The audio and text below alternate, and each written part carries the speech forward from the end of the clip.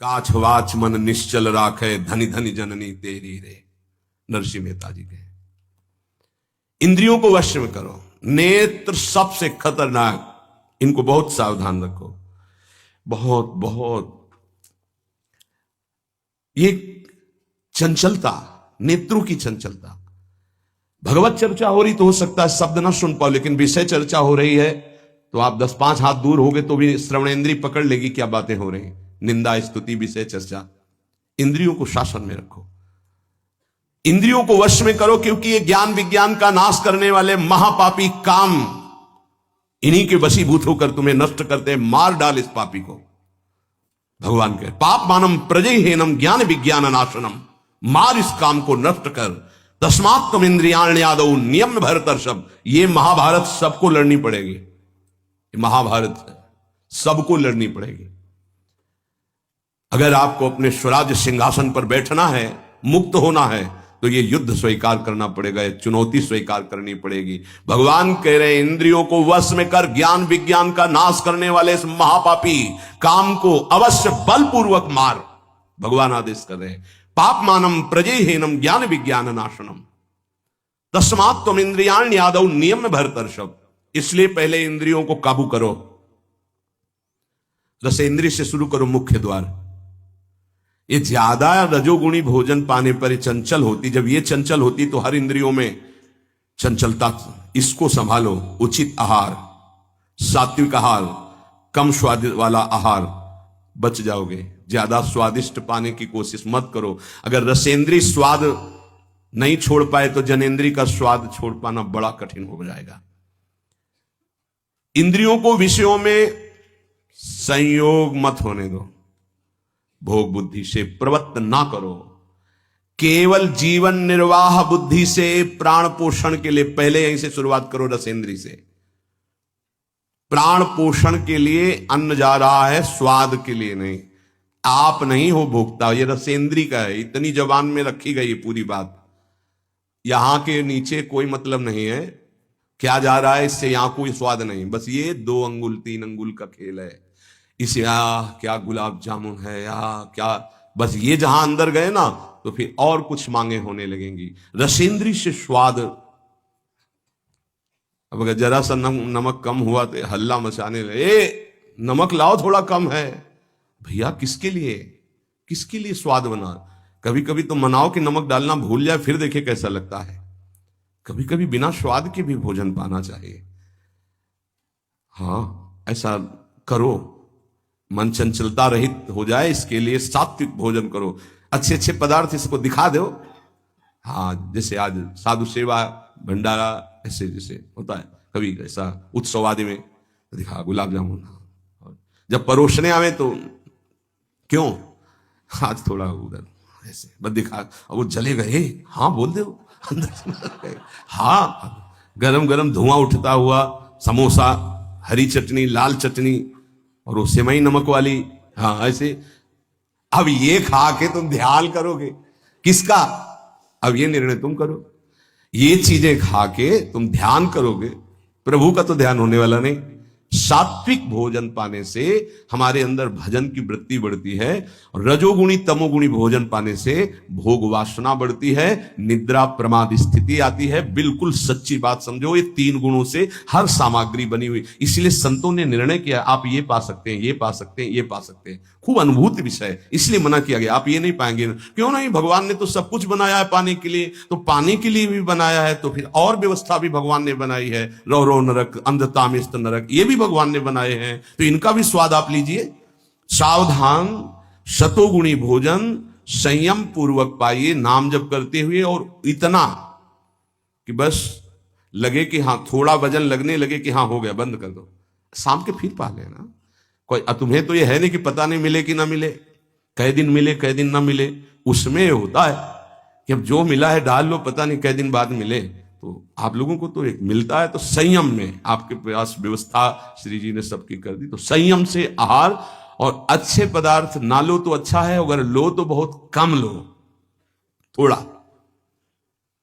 खीर हटाओ और सब कुछ अब पीने दो, तो वो मन, खीर में नुकसान नहीं है, गुलाब जामुन में नुकसान है। वो जो मन को बढ़ावा मिला रसेंद्री के द्वारा, अब वो इतने में तृप्त नहीं रहेगा, वो और इंद्री को लेकर के भ्रमण करवाएगा हमको। और जब इसको मारना, जैसे मन हमसे गलती करवा देता है तो क्या कहो गाल में मारो, तो त्वगेंद्री पिट रही, उससे क्या होना है। इसको कैसे मारा जाए, इसको ऐसे मारा जाता है, ऐसे। जैसे गुलाब जामुन, भैया आज हमारा पेट दर्द कर रहे हैं, वो कह रहे नहीं, कहो नहीं नहीं बिल्कुल नहीं कहेंगे। वो जो मन को पीड़ा हो रही, अब वो पिटाई हो रही। साधक मन को बहुत दुलार करता, पीट नहीं पाता। इसको पीटना सीखो, बहुत जल्दी ठीक हो जाएगा। ये कहता है आज ये देख ले, हाँ हाँ बढ़िया है, चलो चतुरासी जी शुरू करते हैं। वो कहेगा नहीं नहीं चतुरासी जी शुरू कर। उसको मारना है तो उसके विपरीत चलना पड़ेगा। साधक से गलती होती, मन को मारना है और वो मारता और किसी को है।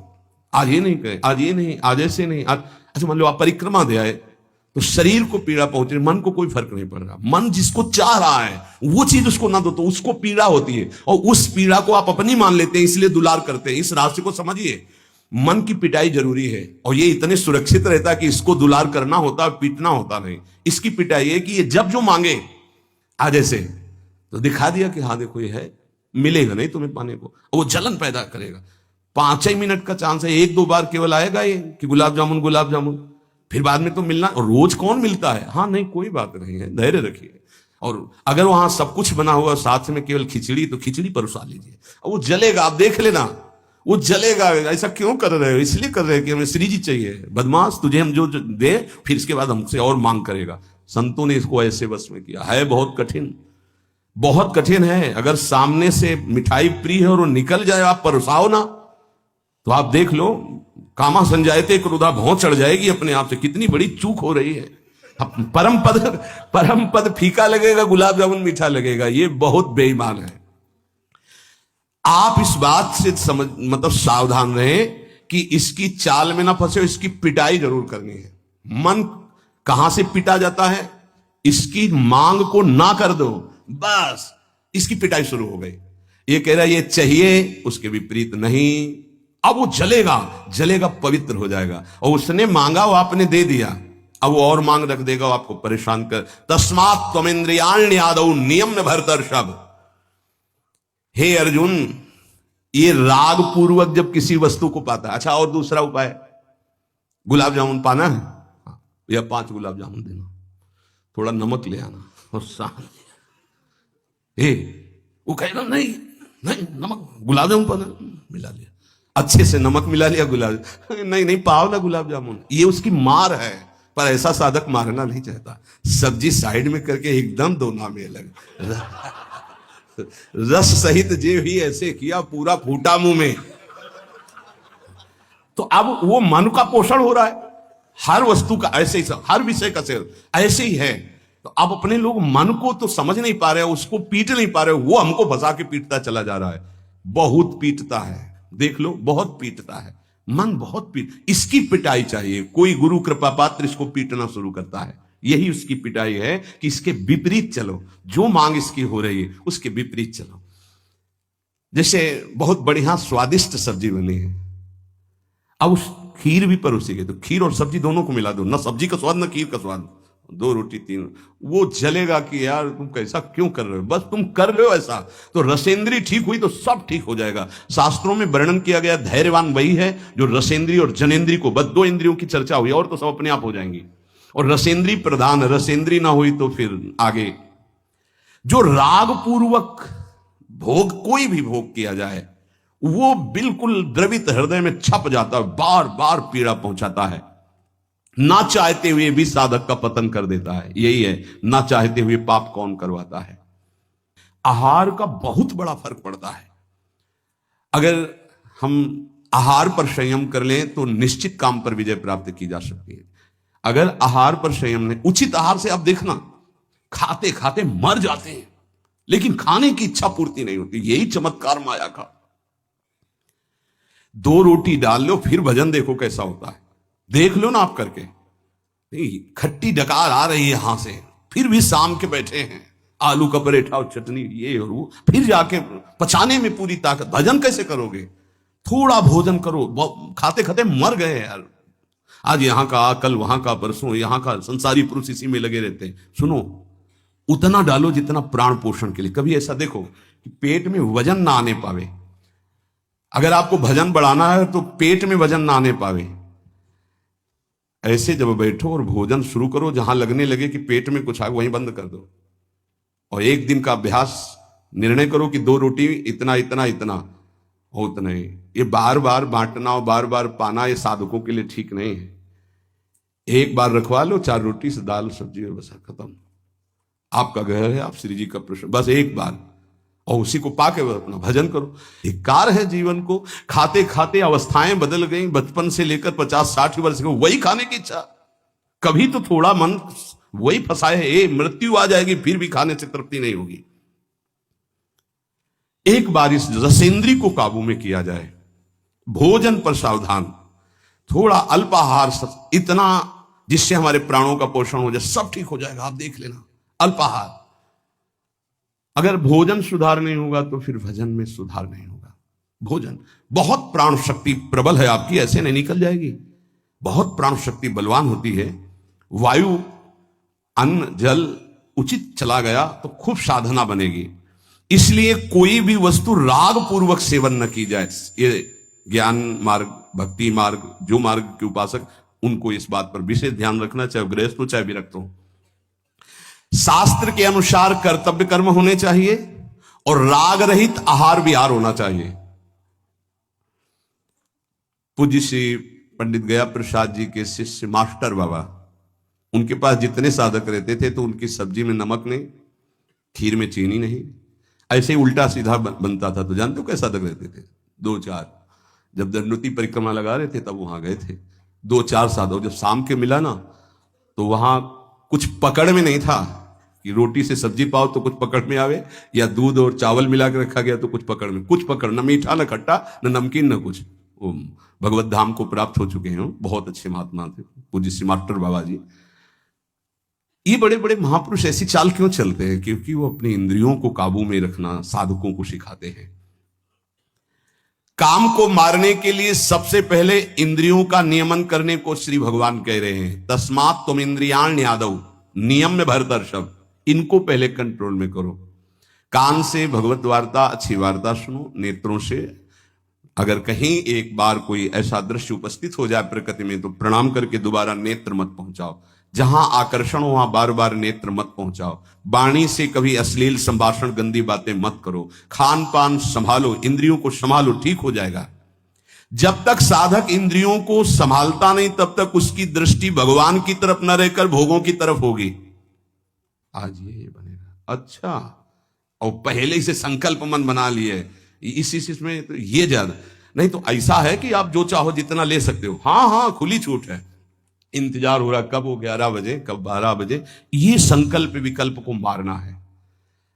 कभी कभी ऐसा कर लिया करो, ज्यादा मन तैयार हो गया ना कि आज तो उत्सव है, बहुत गोल कर दिया, आज उपवास करेंगे हम, तो सब मत करना, नहीं तो गड़बड़ हो जाएगा। अलग अलग उत्सव में 1-1, 2-2 आज नहीं पाएंगे, आज भूखे रह करके रहे। फिर आप देखो जो आपको मन जलन पहुंचाएगा वही मन को अधीन करने के, बिना इसके अधीन नहीं होने वाला। ये भी बात समझ लीजिए, यहीं से अधीन किया जाता है। जैसे अपने लोग अब सावन भर केवल गंगा जल पी कर रहेंगे, जो भगवान शिव की उपासना, गंगा किनारे सावन खूब आराम से 2-4-5 दिन शिथिलता होती है, इसके बाद वो शरीर उसी ढांचे में ढलने लगता है। और गंगा जी में सब सामर्थ्य विराजमान है। सही, कभी हम अपने शरीर को शक्तिहीन अनुभव नहीं किया। गंगा जल में इतना पावर विराजमान है, ऐसे पदार्थ विराजमान है। उस समय जब गंगा जल ही केवल, बहुत सामर्थ्य उसमें। कभी ऐसा नहीं लगा, जब गंगा जल पीते थे तो लगता साक्षात माँ का दूध पी रहे हैं। एक विशाल अंदर से उत्साह प्रकट होता था। 2-4 दिन के बाद शिथिलता खत्म हो जाती है और वो शरीर पचाने लगता है। जो अन्न की मांग करता है वो धीरे धीरे शांत होने लगता है। मनुष्य की प्रवृत्ति इंद्रियों की मांग को पूरी करने में है। आज तो घर में नहीं, आज चलते हैं होटल में खाएंगे, यहां के नहीं, गाड़ी में बैठे आज छठी करा वाले होटल। ये क्या है आज वहां, ये है क्या? अरे बोले जिंदगी का यही तो लाभ है। तो भैया ये जिंदगी का लाभ नहीं है, ये जिंदगी के लाभ को नष्ट करने वाली हानि है। शतोगुणी सात्विक भोजन बना के भगवान को अर्पित करके प्राणों का पोषण करो। वहां जाकर के कौन किस भाव से बना रहा है, कैसी अपवित्रता या पवित्रता है, बहुत सावधान। सबसे पहले काम इंद्रियों को फंसाता है, जिससे उसमें विषय की कामना होती, फिर काम मन को अधीन करता है, फिर बुद्धि को अधीन करता है, और ये सब 1 सेकंड के कम हिस्से में हो जाएगा, एकदम फैल गया कि तुम्हें विचार करने का अवसर नहीं मिला। परंतु जो साधक इंद्रियों की कामनाओं में ही ब्रेक लगा दिया, भगवान कह रहे हैं, वो भावपूर्वक कर्तव्य का चिंतन करता है, नहीं, ऐसे साधक को शीघ्र भगवत प्राप्ति हो जाती है। ध्यान दीजिए, सबसे पहले इंद्रियों में ही काम पैदा होता है और विषय आकर्षण करता है, और विषय जब कामना पैदा होती तो विषय कर्म करने की चेष्टा होती, कोई भी कामना किसी भी इंद्रिय की, और जो विषय कर्म में फंस जाता है उसका पतन हो जाता है। और जो उपासक इंद्रियों की चाह को, कामना को पूर्ण नहीं होने देता, वो उसको कर्तव्य का बोध होता रहता है। जो अपने कर्तव्य का बोध करता है, मेरा कर्तव्य क्या है, वो शीघ्र ही अपना उद्धार करने में समर्थ हो जाता है, भगवत प्राप्त हो जाता है। एनम ज्ञान विज्ञान नाशनम, ये ज्ञान विज्ञान का नाश करने वाला काम है। तुम्हारा कितना भी अनुभव ढक देगा, कितना भी बुद्धि आपकी प्रवीण हो, बड़े बड़े जवाब देने वालों को लाजवाब कर देता है। ऐसा है, काम ऐसा है कि बहुत जवाब देने वाले को जवाब रहित कर देता है, उसका उत्तर नहीं दे पाओगे जब काम तुम्हारे अंदर प्रश्न करेगा। विज्ञान अनुभव साधना का सब ढक देगा, ज्ञान विज्ञान दोनों को। तत्व ज्ञान का यहां बात नहीं है कि ज्ञानी का शब्द है शास्त्र ज्ञानी से, बोध संपन्न महापुरुष से नहीं स्वात्मा रामम विषय मृग तृष्णाम भ्रमयति। यहां भक्त जो अभी साधन काल में है, प्रेमी भक्त के नहीं, दो को कोई परास्ती नहीं कर सकता। प्रेम लक्षणा भक्ति से युक्त महापुरुष और तत्वबोध महापुरुष, ये ज्ञानी शास्त्र ज्ञानी, और ये भक्त अभी साधन मार्ग का। कामना संपूर्ण पापों की जड़ है, पाप मानम ही प्रजय, इसलिए कामना उत्पन्न होते ही पाप क्रिया में रुचि हो जाती है। आगे चल करके वो इतना अंधा हो जाता है कि सतमार्ग छोड़ करके पाप कर्म में ही लग जाता है। बहुत बहुत डरावना विषय, बहुत भयावह विषय है। भगवान इसलिए काम को महापापी बता करके आज्ञा करते हैं कि साधक इसको अवश्य मार डाले। पाप मानम प्रजयहीनम ज्ञान विज्ञान नाशनम। तो जो आदेश कर रहे हैं वही सामर्थ्य देंगे, इसलिए इन्हीं की शरण में होकर इनका नाम जप करो और इंद्रियों की चाह के विपरीत चलो तो मंगल हो जाएगा।